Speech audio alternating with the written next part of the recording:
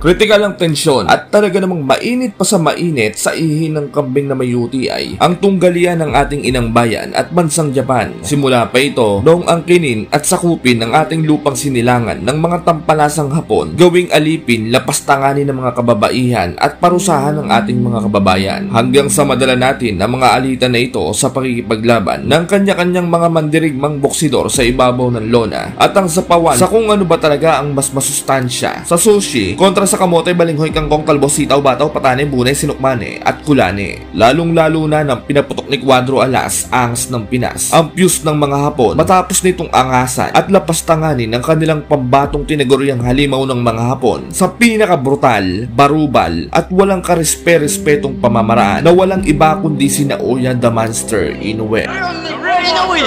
Wow, man! You're a monster? Motherfucker! No, you are no monster. You are a Chinese, Japanese turtle. At sinabing siya daw talaga ang tunay na halimaw at ang pinakamakapangyarihan sa kabalat-balatan ng bayag ng mga kalawakan. You are no monster. I'm a rare monster.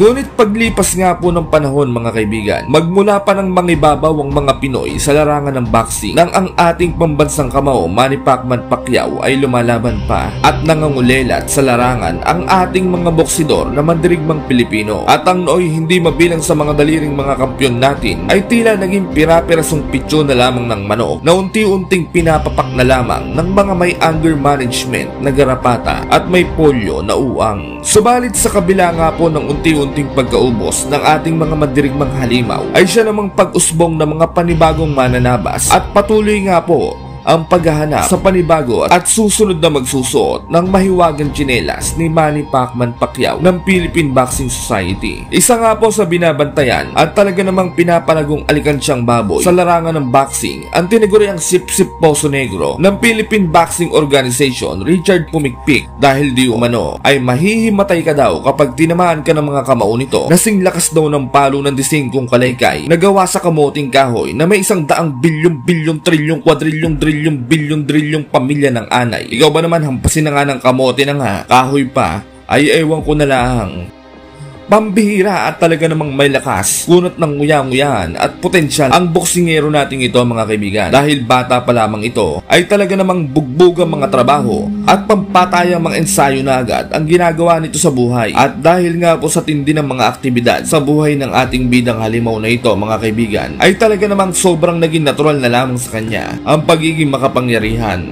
Sa katunayan niya po niyan mga kaibigan, napagtripan niya po ito ng 7 tambay sa lamay sa kanto at di umano ay pinataob nito ng walang kahirap-hirap, at dito na nadiskubre ng isang boxing trainer ang halimaw nating kababayan at inengganyo na itong mag-training upang isabak at lumaban sa totoong boxing fight. Tubong Zamboanga del Norte ang ating pambato na ito mga kaibigan at pampito sa 34 na magkakapatid, kaya talaga namang kahirapan agad ang kinamulatan nito. Isang kagkag, isang tuka at isang ahit, isang buka at samut-saring trabaho na pangpatayan na talaga namang dinaig pa ang kabayong babaerong may binubuhay na 30 panganay sa hirap ng buhay. At dahil nga po sa hirap ng buhay na siyang nakapagpalakas ng pangangatawan ng ating bida na ito mga kaibigan, ay nakakamanghang impresibong 79 na panalo agad sa kanyang amateur career ang bumunga dito, at 5 nga lamang po ang maswerteng nakatindig hanggang matapos ang laban. At 6 na talo lamang ang kanyang natikman na di umano ay nagtatai pa daw siya noon dahil sa humipak ito ng bake na ang juice line ay lemon na ang ingredients ay binurong paksiw na kandule. Kaya naman pagtungtong nga agad nito ng kanyang professional boxing career ay buena manong 8 sunod-sunod na panalo agad ang bumunga dito. Esos golpes que terminó por soltar en ese momento César Juárez y Pumikpik. Hasta ahorita se despertó. Qué bueno, mi Julio, hay que meterlos a la licuadora. Caramba, la gente ya hasta les cuenta, mi Julio, ya hasta les cuenta y les dice 10, 9. Se mete con César Juárez para animarlo. Sí, así es, fíjate, pero es un round más poquito de César Juárez. Sí, yo creo que es más complicado para él. Aplauso al filipino Pumikpik y para Juárez por este gran combate. Ngunit sa likod niya po ng mga tagumpay na natamasa ng ating bidang halimaw na ito mga kaibigan, ay may isang boksingero ang talaga naman tampalasong walang galang na may hasang na anak ng chismosang tikbalang ang talaga namang lumapastangan walang hiya at bumarubal sa ating bidang kababayan. Binastos nito ang ating kababayan at talaga namang nilait ang pagiging maliit at mahirap. Mas masarap pa daw ang buhay ng alaga nilang rabbit kaysa sa ating bidang halimaw. Kumakain daw ito ng 5 beses sa isang araw, bukod ang merienda sa umaga at hapon, at may pa-midnight snack pa daw na pansit canton na may nilagang itlog at carrots. Kumpara daw sa pobreng Pinoy, mukha daw itong kinulang sa buwan at muntik ng maagas na napakapit lamang sa sipit-sipitan upang makaligtas. Kaya naman, napakaliit daw nito, mukhang kinulang sa hemoglobin, minerals, calcium at vitamin 45. Sobrang easy fight lang daw ng Pinoy na ito mga kaibigan, at siguradong hindi daw siya pagpapawisan dito. Hindi na daw kailangan ng matinding training ng kanilang kampo at magsusumban na lang daw siya para naman daw magkaroon ng laban-laban ang ating bidang halimaw. Papabulagtain din daw nito ang ating bidang kababayan sa pinakawalang respetong pamamaraan, nang sa gayon ay magmakaawa na itong ipatigil ang laban habang humahagulgol. Magbaon na din daw ito ng Iskelan, Planax, Aguaxonada, Vicks Vaporub, Robitussin, Tetrasin at Formalin para may pangontra daw siya sa mga magiging sakit ng kanyang mga kasukasuhan. Ipusta na daw ng mga tao ang lahat ng kanilang mga ari-arian para sa kanya kung gusto daw nilang yumaman kaagad at magkaroon ng easy money. Kumunot naman ang bulbol, balbas ng ating kababayan mga kaibigan sa sobrang vice grip at sinabing kahit magsuntukan pa daw ang alaga niyang kuneho kontra sa alaga niyang pusa. Pusa nga daw niya, Chubby partida daw, hindi niya ito pinapakain. Kaya daw nitong maghanap buhay ng sarili niya at kumain ng sariling sikap galing dugot pawis sa kanyang pandurugas at snatch sa nakataklob na ulam ng mga taga-kabilang barangay. Regarding naman daw po sa pagiging mukhang kulang-kulang niya sa hemoglobin at calcium, ay wag na wag daw siyang iismulin at mamahinain dahil kahit magsuntukan pa daw sila ng 1 buwan at maging ihe at tayo lamang daw ang kanilang pahinga, ay hindi daw niya ito uurungan. At kahit magsapin-sapin pa daw sila ng buong kamag-anak niya, ay babanggiin daw niya ito ng 100% kapangyarihan gamit lamang ang mahiwagang pilikmata ng balong kambing. Ngunit sa kabila nga po ng kaanima-animalan at kayabangan ng damukos na hapon na ito mga kaibigan, at tambas ng bungangang maanghang pa sa siling may goiter, ay talaga namang may maiyayabang at may pagmamalaki din naman talaga tong matutinang boksingerong ito mga kaibigan. Dahil nga po sa height lang naman ito na 6'1" at reach na 200 feet, ay talaga namang isang kutos at sampiga lang nito sa kalaban ay siguradong tulog malala at komang di alimpungatan ang daranasin ng mga ito. Sa katunayan nga po niyan mga kaibigan, pambihira at hindi matawaran na naging record niya sa kanyang amateur career. Dahil sa mga hindi nga lamang po nakakaalam mga kaibigan, ay nagkaroon lang naman po ito ng 22 at 4 na laban sa kanyang amateur boxing career. Ang matindi pa nga po dito ay 15 lamang po ang maswerteng nakatindig hanggang matapos ang laban, at ang lahat ay kanyang pinatulog sa kangkungan ng walang kulambo, at 8 nga lamang po ang kanyang naging talo.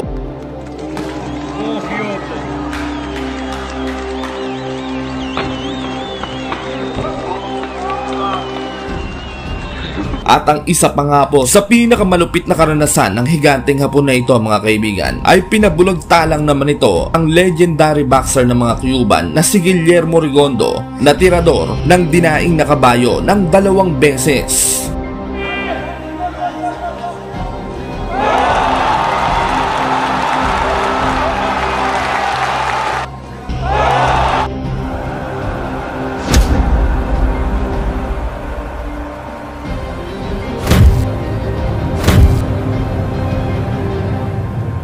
Sa mga hindi nga po nakakaalam, si Rigondo ang tumalo noon sa ating former 4th Division World Champion, Nonito the Flash Donaire. Hindi umubra ang bilis at talino ng tinaguriang El Tiyanak ng mga Cuba sa laki at haba ng edits ng Hapon. Kasabay ng pagluluto ng almusal ng unggoy sa mahiwagang Kalandiuling de Pangkalawakan, ika-29 ng Setyembre, taong 2017, naikasang laban ng Richard Pumikpik kontra sa tinaguriang gulayat ng mga Hapon na walang iba kundi si Hisashi Amagasa, na di umano ay anak ng mangkukulam sa hardinerong nangangalabasa. Tinagurian ng mga pantas na manonood ang laban na ito bilang David versus Goliath dahil nga po sa malaking diferensya ng 2 fighter sa height at pagkakaroon ng Hapon ng napakatinding reach advantage. Ginanap ang kanilang laban as usual sa kalungga-lunggaan ng saya ng mga Hapon sa Korakuen, Tokyo, Japan. May kartadang 19 na panalo, 6 may tinapos sa pamamagitan ng knockout at 3 talo lamang ang ating bidang mambabarang, mga kaibigan. Samantalang ang Hapon naman ay may 33 panalo, 27 ay kanyang brutal na pinatulog at 2 talo lamang. Sa puntong ito, mga kaibigan, ay talaga namang underdog na underdog ang tingin ng mga Hapon sa ating bidang kababayan at nagbaon na nga daw po sila ng unan dahil siguradong aantukin lang daw sila sa magiging performance ng ating kababayan dahil nga sa malaking egwat ng kanilang pangangatawan at lalong-lalo na daw sa kartada at quality opposition o bigat na mga pinaslang na mga halimaw ng 2 mangkukulam amang babarang. Tinapaktapakan ng mga Hapon ang dignidad at prinsipyo ng ating kababayan at ng ating mga lahi ng mga dugong mahalikang mandirigmang halimaw. Kaya naman, mahahalatang nag-aapoy na sa determinasyon ang ating bidang halimaw at tigas na ang burnek. Unang round, wala nang intro-intro. Kinangkang na agad ng ating mambabarang ang anak ng mangkukulam sa kapatid ng magsusuman. Ginagamitan nito ng Pinoy ng mga malabagsbaning footwork para makadistansya siya ng malapit. Nagpapaulan din ito ng mga mala-armalite na mga kombinasyon.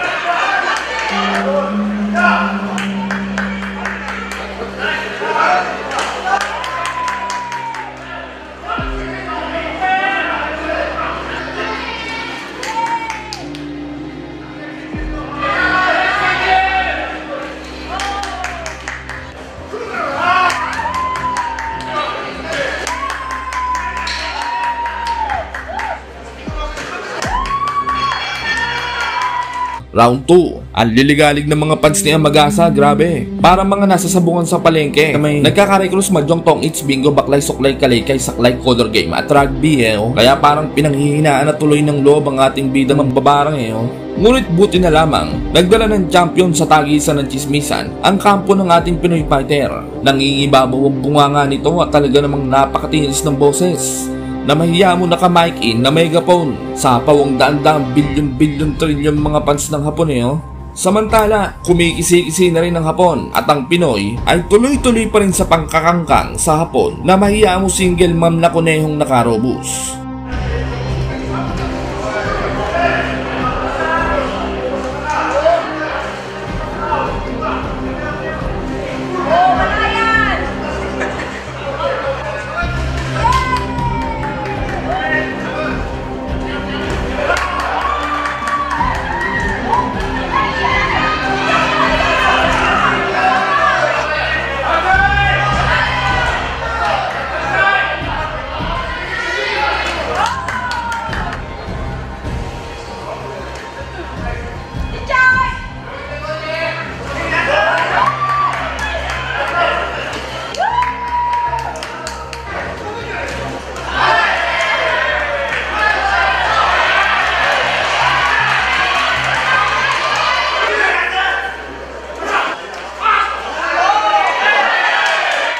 Round 3, grabe, nag-i-hysterical lang mga marites na audience. Mahiya mo buminggo sa bingguhan ng mga walang tet panantos Samantala, tuloy-tuloy pa rin ang pangkakangkang ng Pinoy sa Hapon. Ngunit matigas din ang panga nito at hindi rin talaga pipitsugin. Nakikipagsabayan ito ng bongga.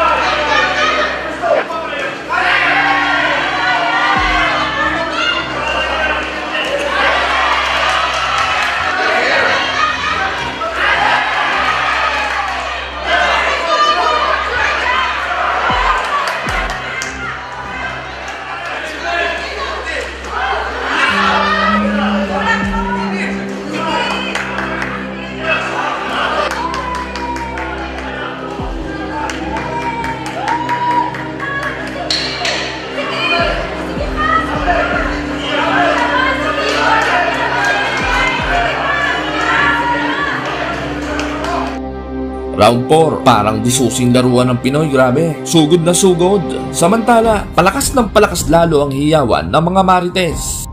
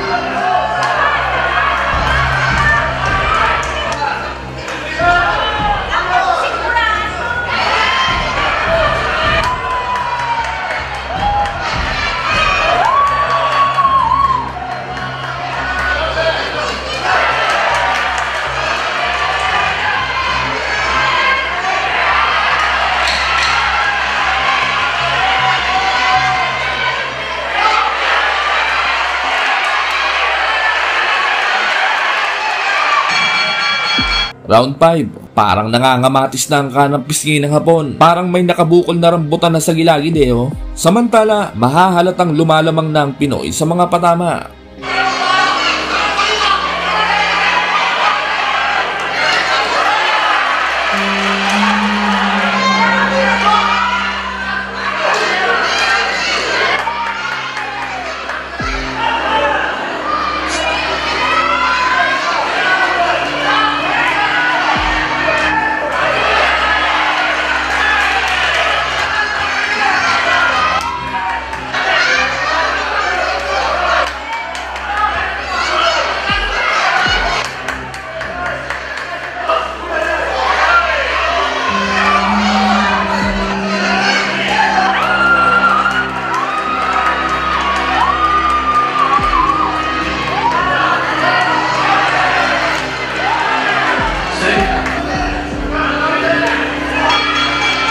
Round 6, puro wild punches pa rin ang pinakakawalan ng Pinoy. Salit-salitan sa mukha at bodega ang pinupuntirya nito. Mukha tuloy natatain na tong Hapo dahil sa mga birada ng Pinoy.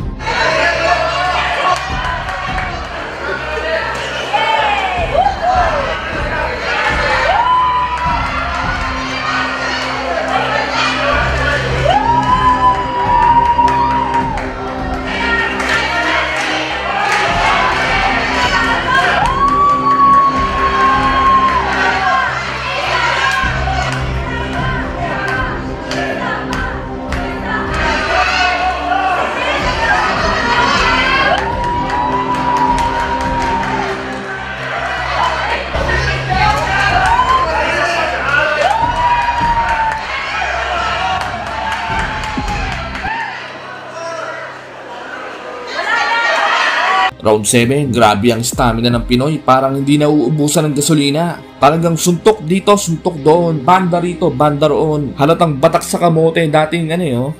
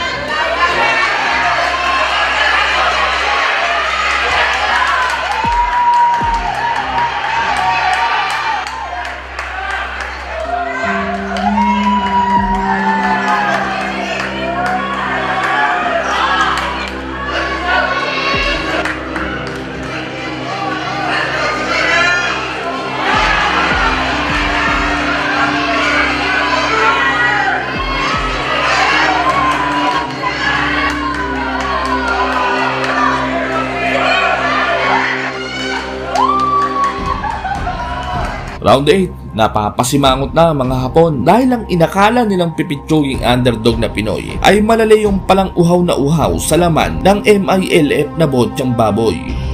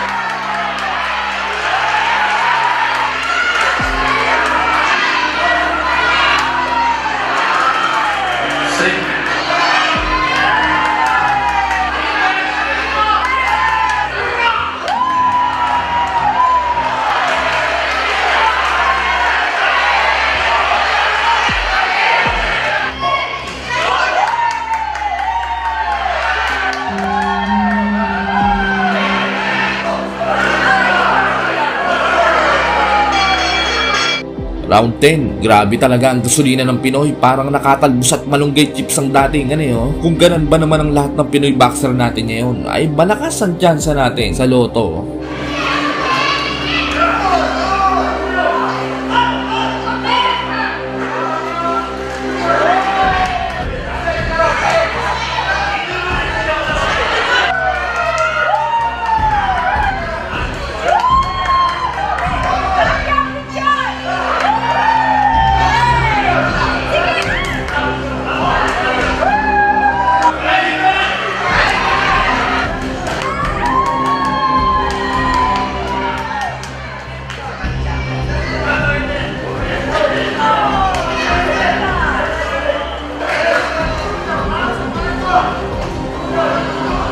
Round 11, namamagana ang nguya-nguyaan ng hapon at tinutubukan na rin ng sari-saring kulane, goiter at bulutong paloob ang pagmumukha nito. Halatang iniinda na ang lakas ng suntok ng Pinoy.